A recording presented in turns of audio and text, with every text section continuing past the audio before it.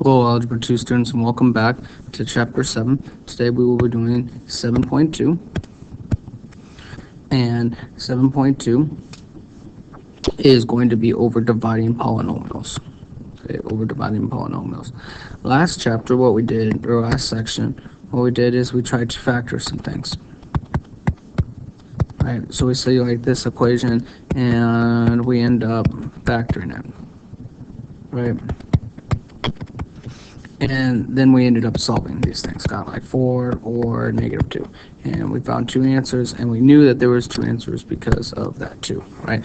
These are the things that we did. Well, what we essentially did here, okay, is if I were to take the original, which was x squared minus 2x minus 8, when I am factoring, really I am dividing by, well, in this case, like if I divide by x minus 4, one of the factors, I should get the other factor. Okay, and the whole goal of this class, this section, is to do a problem just like this. Okay. So we're gonna try to do problems just like this, where we have the divisor. Let's see here if I can get a pen here. We have the divisor, the dividend, and the quotient. The divisor is what we're dividing by, okay? Divisor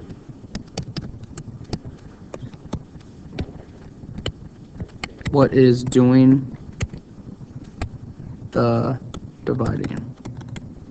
Yeah, these need to be written down. You're going to need to know these vocabs. The dividend is what is being divided, and of course the quotient, which you've heard before, is the answer to the division. Okay, and in this problem, the green stuff here, right, the green stuff there is the dividend, and the divisor is this x minus 4. Of course, we don't have the quotient in this one, right? We don't have the quotient, but if we did, that's where it's located, would be up here. Okay. All right, well, for the first part here, I have a simple example. Pause the video, okay? Make sure you get this written down before you move on. Okay, now that you've had a chance to write it down, this right here, right, this guy right here is known as the dividend because it is being divided by the divisor, which is over here. Well, when it's a monomial like this seems very easy. Like, we've done these type of things. This is no more than their GCF. We just take those out. Right, and now I'm doing some divided. 4 divided by 4, that's 1. Okay, I had 3 x's. I take out one of them, right? So I'd have x squared. 2 y's, take out one of them. I have y. Plus 8 divided by 4 is 2. The x's cancel, and then I get another y here. I get -12 divided by 4 is -3. X to the second minus x to the first. Okay, well, or divided by that would be an x. And then I have y squared. And that right here, remember, this is different now. This thing here is my answer, the final answer. Okay, and this is known as the quotient. And I found it. Okay, well, let's try another one. Good, great time to pause the video. Okay, make sure you get it written down. All right, now that you pause the video, maybe give this one a try. Pause the video again and try this one out. Okay, now that you've tried this out, I have, again, the dividend, the divisor,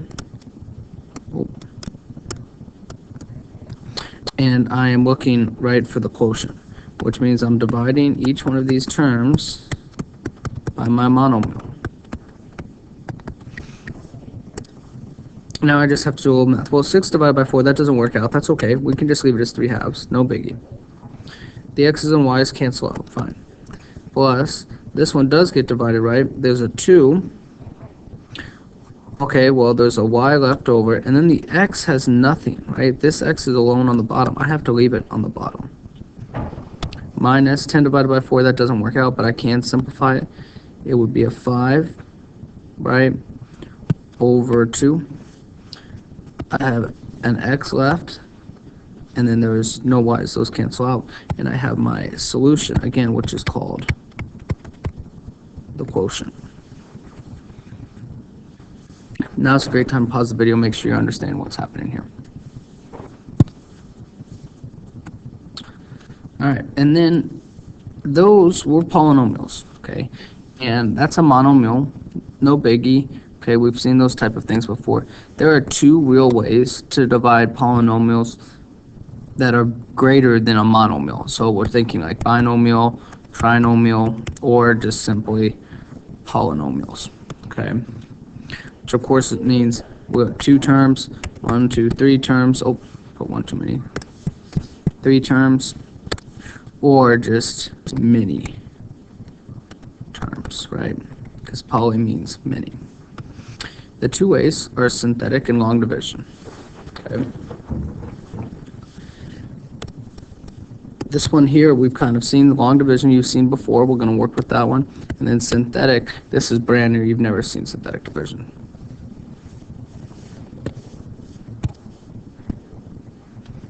Okay, well, we're going to start with long division. This whole slide needs to be copied down. So you need to pause the video and make sure everything gets copied down. Alright, now that you've had a chance to copy everything down, we're going to try to answer this question here. Are there any missing terms? Well, I see that it starts with the third.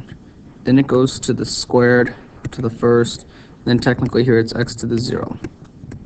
So, are there any missing terms? No, right? I don't see any missing terms. That's good.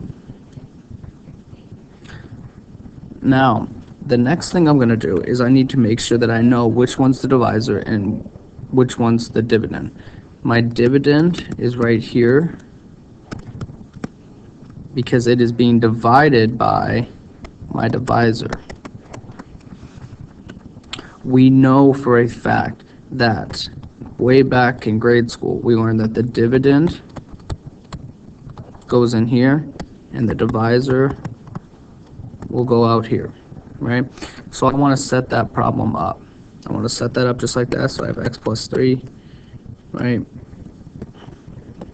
3x to the third plus 17x squared plus 21x minus 11.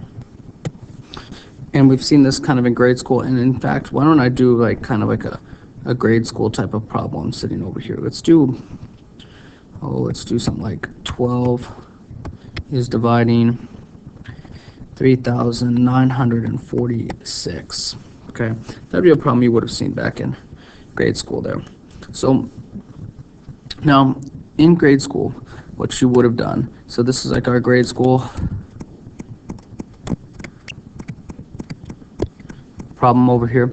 What you would have done is you would have asked yourself, how do I go from 12 to 3? Well, I can't, right?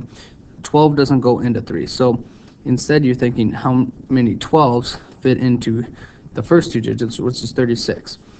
And you should be saying, oh, okay, there are 3, right? And you would have placed it right over the 9. Then what did you do? Well, you took 12, right, times 3, right? And got 36, and you placed it right below. Okay, well, I want to do that same process over here with my other one. I want to do the same exact thing. So when I'm thinking about it, here's kind of the trick is I'm thinking, how do I go from x to this first term? It's like first to first. What would I need to do to x to get 3x cubed? Well, I would need what? I would need a 3 for sure, and x to the second power would give that. Over here we multiplied them with our grade school problem. Well, here I want to do the same thing. I do 3x squared times x plus 3. Right? And it's the same type of thing that we've done on the small little tiny problem. So I'd get 3x cubed plus 9. Over here we lined it up on our grade school problem. Well, I want to line it up over here. So I have 3x cubed plus, oh, this is 9x squared, plus 9x squared. All right, hopefully you're following that pretty easily. And then what did we do in our grade school problem? Back over here, we have a 39 and a 36. Well, you should have subtracted these, right, and gotten 3. So here I want to do the same thing, but the trick is I have to subtract the entire thing that I just multiplied, which we've seen this stuff before. This is where I say, oh, change this to a positive, negative, negative. Combine, these will cancel for me. 17 and a negative 9 would make 8x squared. And now I am to the exact same spot. In fact, give me this. I'm going to change this color here, so we can line it up to what we have over there. This is 8x squared. Right, now I have the same problems, right? The problems line up. On your grade school problem, back over here to the grade school problem, what would you do? Well, this is where you should have dropped down your 4 next, right? Here, in this problem, I want to do the same thing. The only difference, okay, the only difference for us in these problems is I actually like to drop down all of this. Okay, in your grade school problem, you only drop down the number you needed. Here, I want to drop down all of them. Okay, there is a reason for that, but just bear with me here for the start. Now, after we've done that, right, if we were talking about the grade school problem over here, what would we do next? Well, we're still thinking about 12, right? How many times is 12 going to 34? Well, I think that only works twice, right? So then I'm taking 12 times 2, which would be, what, 4, and then this is 24, right? And of course, I'm sure you knew those, right? We draw it there, we're subtracting them, and we get 10. All right, well, same process over here on the left. Now I'm still thinking, how do you go from x now to 8x squared? Well, for sure I'd need what? A positive 8, and then I would need one more x. Same process here. I'm taking my 8x that I just wrote down, taking it times x plus 3. That would be 8x squared plus 24x. Take it, line it up, right? Oh, what did we do over here? Well, we subtracted it. Okay, well, let's use some colors to help us. That means we change this to a positive, negative, negative. These will cancel for me. Then I will get, what, negative, or 21 minus 24 would be negative 3x. Okay, now,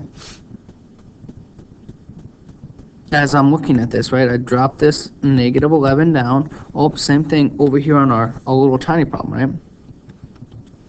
We drop down this 6. And we're back to the same process, right? I mean, we're not changing anything really here, the process. Now I'm back to, okay, this 12 again, and 106. How many times does 12 fit into 106? 9, I think, is a little big, so I think it's 8, which would make this a 6, right? That's a 1, that's 8, that's 96. Place it down below, subtract, and I get 10. All right, same thing over here. How do I go from x? So we're going through the same process, right? This right here, the big block that I'm making. How do I go from x to this 3x, right? Negative 3x. Well, what would I need? I need a negative 3. If I multiply it through, then that'd be a negative 3x minus 9. Again, we're subtracting, right? Change our signs. These will cancel, and I'll get a negative 2. Okay. Now we're extremely close to being done, right? And I want to refer back to the grade school problem over here. I don't see any other digits out here. And before you actually learned how to do decimals and put a 0 there, what did you do with this 10? You actually did something specific. You were able to just do this. They said, oh, it's R10. Well, what does that actually mean? That's a remainder. That means 12 fit in there 32 times, right? I have 32 up there, with the remainder of 10. Well, the remainder of 10, you used to be able to write like this. You can't write it like that anymore. Okay, it's 10. Oh, what were you dividing by? The divisor was 12. So there's actually 32 and 10/12 that fit into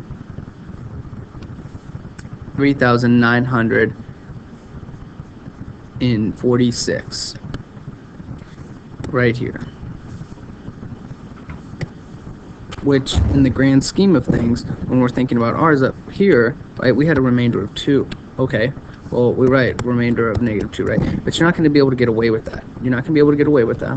Here, let me clear out some space so we can write our final answer here. You're not going to be able to get away with that. Instead of writing it like we have it up here, which here, maybe I'll highlight it for you. This thing right here, right? Can't write it like that. Instead, it needs to be written like 3x squared plus 8x minus 3, okay, the remainder, plus a -2 divided by, what was it being divided by? Well, it was x plus 3. And there we have our very first long division problem. Okay. Yeah, it was a little bit long there, but it's really important that we understand the process. Okay. That is it for this video. Okay. That was essentially the notes over long division. The next video, I'm going to do a bunch of long division practice problems.